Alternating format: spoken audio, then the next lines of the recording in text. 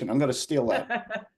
Keep it punchy. All right. Hey, folks, I am back with the wonderful Claude Diamond, and we're going to break down a couple of different, yeah, that's you, Claude.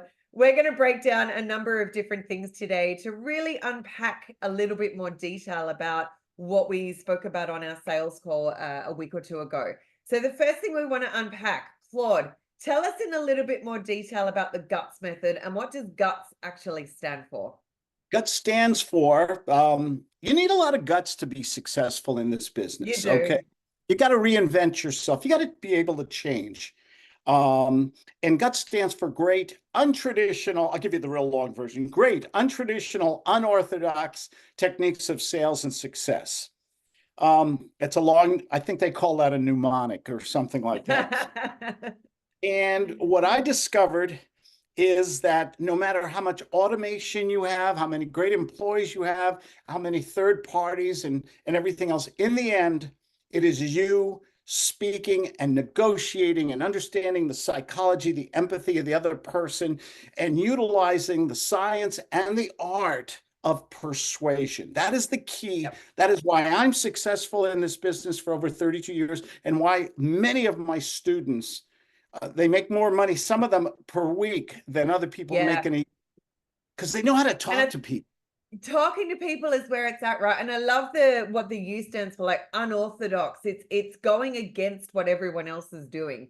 And I think Yeah. that's right. When we remember when we spoke about George Costanza, I'm gonna do the opposite of what I've done in life so far, and let's see if that gets us a different result. So let's What's go the in and talk about what's the definition of insanity? Let's just take doing that the for same thing and expecting a different result, right? exactly, Yeah, exactly. You've got to yeah, change. You've got to find out you what do do. other successful. I've studied so many successful people in my life, and they all what do they have in common? That they've probably gone and done something different, Yeah, that they are continuous learners, that they're continually in a growth mindset. It's that stuff, right? it is Yep, exactly. yeah, absolutely. Yeah. So let's go through some scenarios then and we'll unpack this a little bit because we didn't get to go through a lot of detail on the call. Let's It talk went about the so first one. fast. It did. It went so fast, and we had so much fun doing all those role plays. So, the first thing is it's a seller's market. So, we're getting a lot of people saying, look, I'm getting leads in, but they all want like 2 to 3 times what the market's even worth. What's your approach to handling someone that maybe has some unrealistic expectations about their property?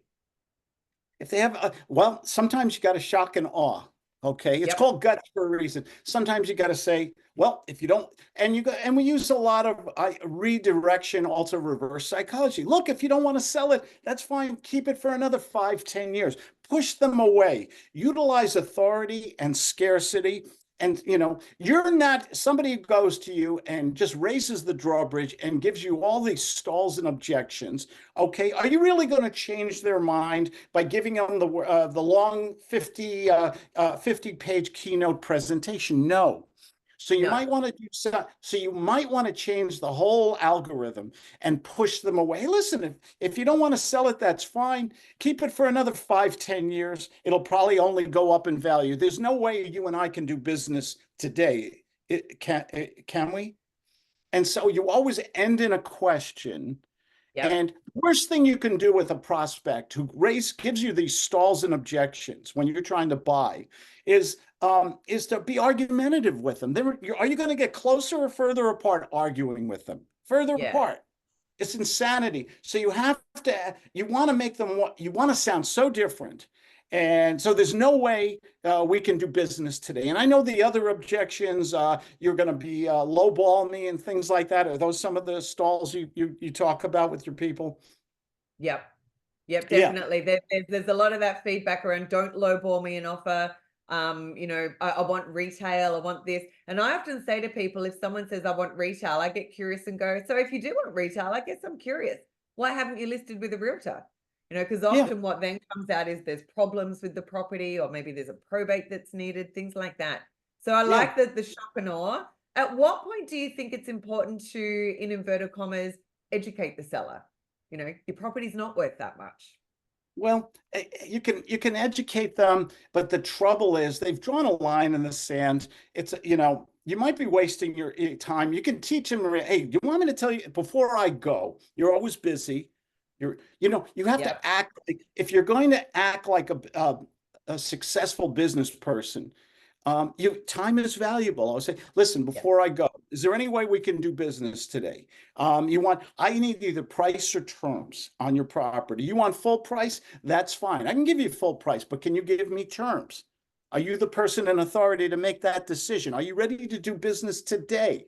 Things like that. So the person who's got is stuck in the mud, you might want to, and we wanted to talk about follow-up. Okay. Yep. They say no today, but a lot of times things happen in life. They need the money. Something happened in life and they need the money. So how do you follow up on people? What's the time frame? How do you follow up? I've had Yeah. so many, I've had so many people that they said no to me today. Hey, listen, I want full price, blah, blah. I said, okay, fine. I can't give you full price. I can't make any money. My investors can't make any money. But I'll tell you what, I enjoyed our conversation. Let me send you a little gift. I Yep. always reward them, and then I give them a score and I follow up. Should I follow up in 30 days, 60, 6 months, a year? Follow up is so key. And to my students, keep those good notes, put a marker in your calendar, give them a score. Are they a 2, a 5, or a 10 on the gut scale? We call it the Yep. emotional quotient. So follow up sometimes. I've had people come back to me, Alicia, years later. Yeah. Years. Okay. I am a big believer of that as well, Claude, because I always say, I actually ran a session yesterday with Kendall Lejeune, and one thing we really spoke about is that life happens to people on the daily basis. So it might be a no today, but tomorrow it could be a yes, or next month it could be a yes, or 6 months Yeah. it could be a yes. So when Yeah. you're doing that follow-up, how are you positioning yourself with the person when you're calling back, say, the following week or the following month? What's the I act conversation? like I act like I know them. We've spoken so many times before. The one advantage of the follow-up is if you take good notes, you know their name, the name of their dog, their children, they want to visit the Grand Canyon or Australia or whatever. You use those notes. Okay, and I always tell this little story because I live in 3 different places, and sometimes I don't remember. People come up to me and say, "Claude, how you been? I haven't seen you in months." I don't remember them. And so, but I fake it until I make it. I go along with them until a brain cell kicks in, or my wife comes down the shopping aisle and says, "Oh, don't you remember them?" And so we're on our best manners when we don't act like salespeople. So if I called you up, ring, ring. Hi. Yeah, Alicia, Claude Diamond. You don't write, you don't call. I haven't heard from you in so long. Listen. I got a message here from Siri. You must have sold that land by now, right? Oh, no, I haven't, Claude. I've still got it. Would you like to sell it today? Do you remember Oh, me? I do remember you because your voice Oh is my familiar. gosh. Yeah. Yeah, yeah, Thank yeah. you Your voice so is much. familiar, but I've spoken to like 10 people in between like the last time you called me a few weeks Um, ago and now. oh, But you I'm poor still open thing. to selling. Oh, okay, good. What do you need from me? I'd like to make you an offer today. What do you need from me right now in order for us to do business? Yeah, look, I'm still probably leaning towards market value, so I still need an offer for about 50,000. Good for you. If I was in your position and no pressure, no rush, and I'd want full price too. You're not doing anything different than I would do. Can I tell you my problem for 1 second? Yeah, yeah, I'm Okay, open to here's my hearing that. problem. I'm an investor. I represent other investors. I have to give them a return. So I have to either get price or terms. You want full price. So let me ask you this. If we did a cash offer and we closed in less than 30 days, you couldn't discount the property whatsoever to do a deal right now. No realtor. I'll pick up the closing costs. That's my offer. What's the best deal you could give me right now? Yeah, I could probably, if I think about time and closing costs, I'd probably be willing to go down to like 40,000. If you could do 36.5, we got a deal right now. Yeah, done. Boom. Okay.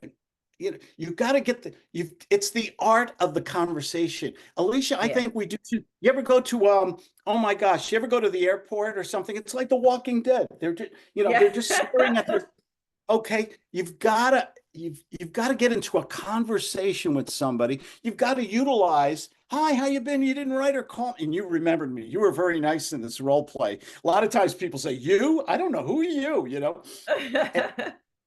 anything I can do to get into a conversation that doesn't sound like the traditional salesperson from a Yeah. phone It's about room. familiarity, isn't it? It's Oh, that say that when you word can again. get really familiar with someone, That word, that was brilliant. What was that word again?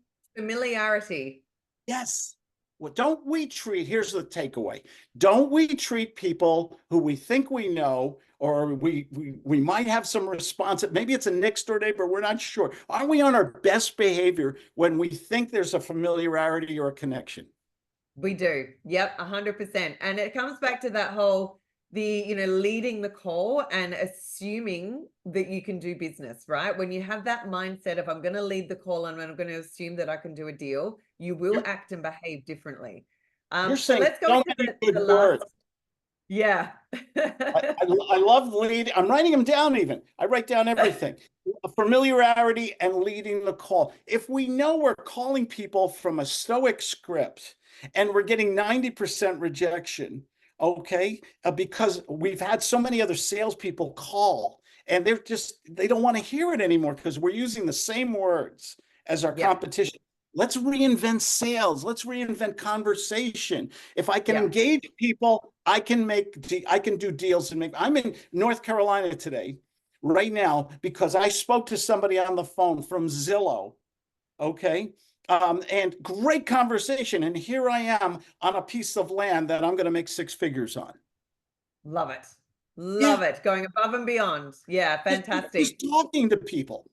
Yep, yep. Let's go back to that element of sellers wanting, or should we say property owners, because they're not a seller yet, a property owner that does want two, three times more than what the market is worth. Is there any other tactics or questions or positioning that you do with them to keep that dialogue open, Claude? It's called a rescue. Ring, ring. Hi. Hi. Is this Alicia? Yes, yes, it is. Yeah, hi, this is Claude. Can you help me? I've got some information here about a piece of land that you wouldn't want to sell that today, would you? Oh, I don't know. I've got get a lot of phone calls from it, so it depends what you're going to offer, Claude. Aren't, aren't they annoying? Oh my gosh. I'm not even sure about this. Where could you tell me a little bit of something about this piece of property? And you're the owner, I presume, right? I am the owner, correct. Yeah, look, Okay. it's been in the family for generations and I inherited it.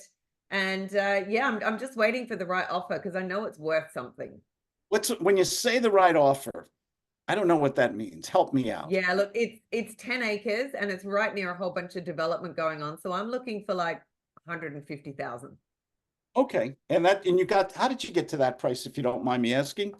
I saw that there was some other properties advertised around and they were all at about that same price. And I'm like, well, if these guys are advertising for that, maybe that's what I should be asking for. This is great information. Good for you. I would do the same thing. Okay, off the role play. Stroke, nurture, empathy. What are they Yep. feeling? They want full price. On terms of motivation, you're probably a 3 or a 4. Okay. How much time should I spend on that 1 through 10, EQ that we were talking about, Yep. the emotional quotient? You're very, listen, this is my property. It's been in my family. I want full price or get lost. And you're the 20th person to call me. What's the are you going to be able to convert that person? Possibly, if you can keep them on the phone, you can do the follow-up we spoke about. But this is going to be a hard sale. How much time do you want to spend on the phone with this person? Maybe 10, 15 minutes at the most. Yep. Okay. Yep. Exactly. What's the likelihood of a conversion on a 3 or a 4? At this moment. Pretty low. I think the likelihood is you could build a relationship with the person and set the expectation about what's next, but you might not convert them on that call. Right. Or I mean, here's another thing I do. I give them what they want.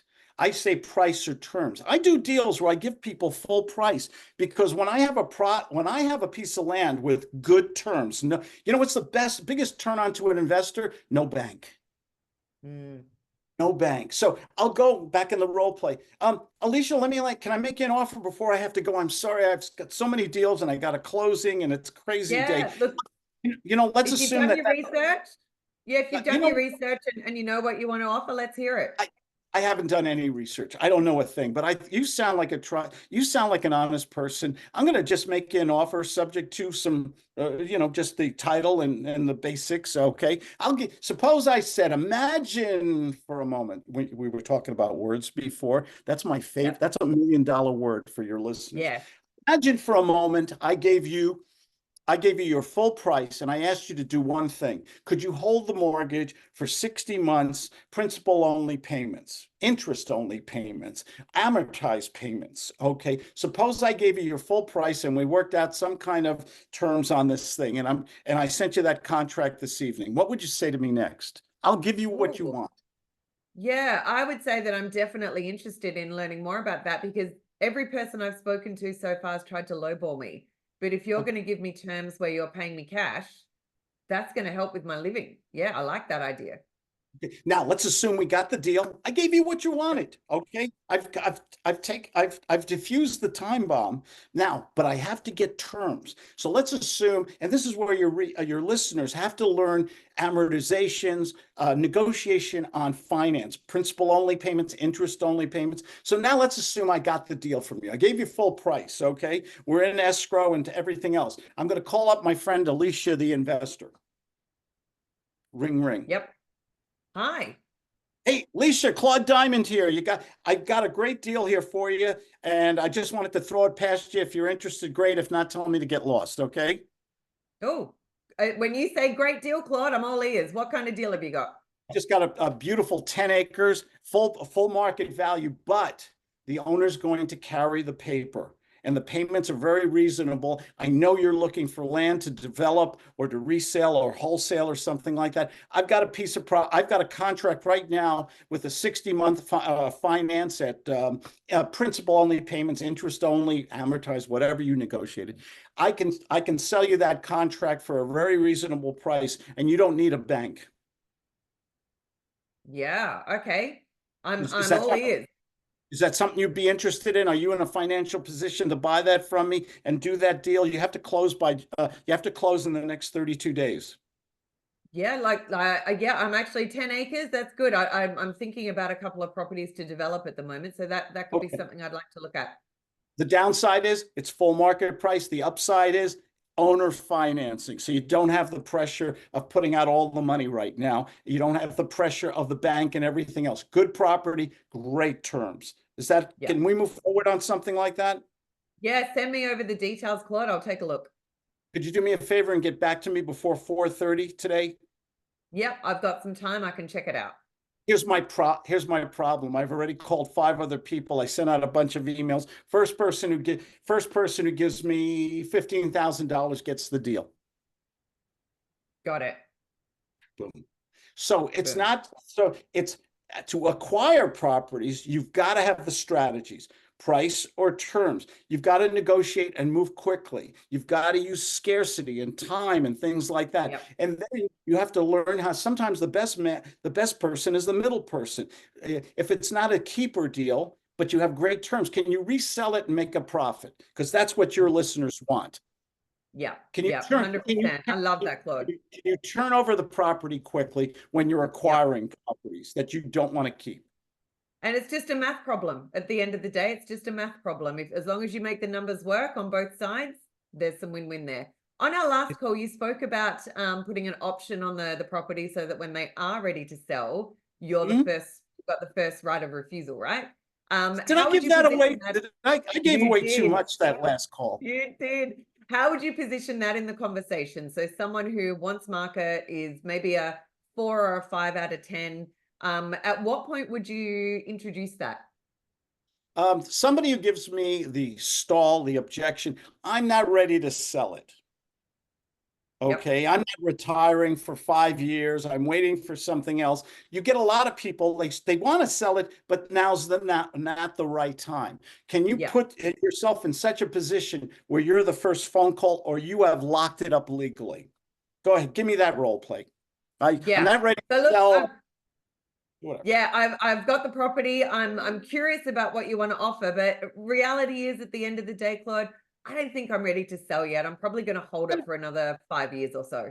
Good for you. You are a smart young woman. You know why? Because that's a great property. And why sell it now? You're not ready to sell it. Why have the tax consequences? If I was you, I would do the exact same thing. Good for you.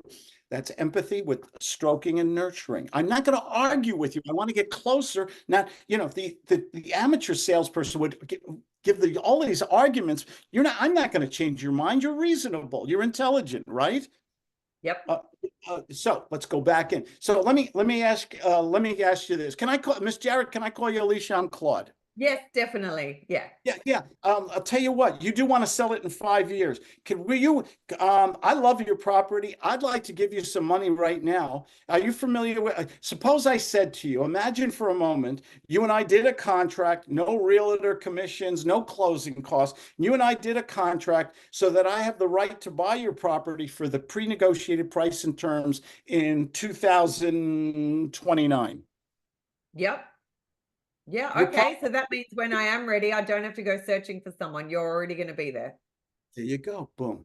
Okay, so that's a solution, a strategy, options. Options are wonderful. I've been using leases with options or options. There's also another trick or strategy up my sleeve. It's called a first right of refusal.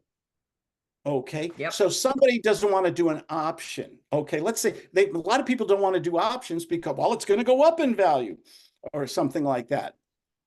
They'll say, okay, I agree with you, it might go up in value. We can do an option agreement and have it appraised at that time, or we could do a first right of refusal. That means when you're ready to sell it, and I'm going to give you a little consideration, I'm going to be your first phone call, and we're going to do an agreement on that and make it easy peasy.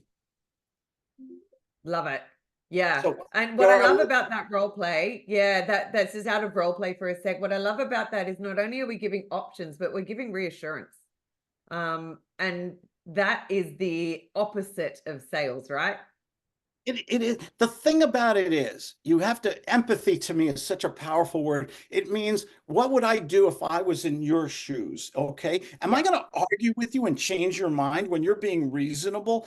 No, it's just a waste of time, and it's just frustrating for both parties. And the rejection rate is so high. This is the thing that scares me with my students. If they get too much rejection, then they get phone fear. If they get phone fear, they're not speaking to the rule of 5 that we talked about, speaking to at least 5 people a day and making those offers.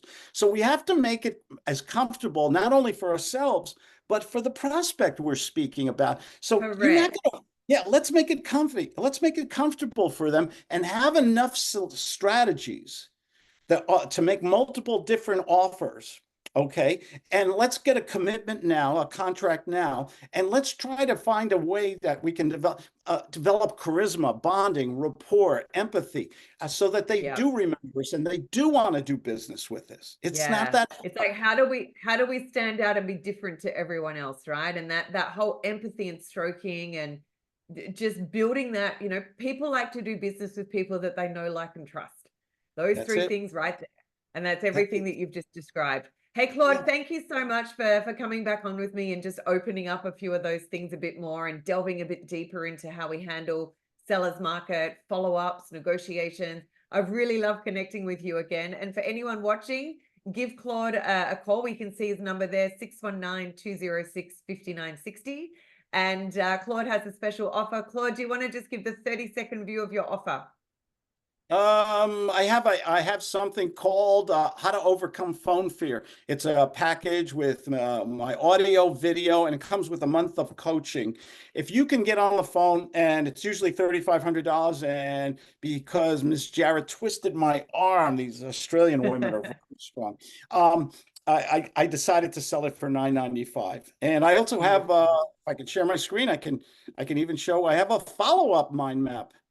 There, how to follow up with these people so they remember you, how to be organized, how to send letters of intent and things like that. And so I love mind maps and things like that. I'll get that out to everyone as well. Yeah, really wonderful, Claude. Thank you again for your generosity of all of your knowledge around sales in real estate. I really appreciate you. And for anyone watching, give Claude a call. And I know how to say goodbye in Australian. See you later, mate. See ya.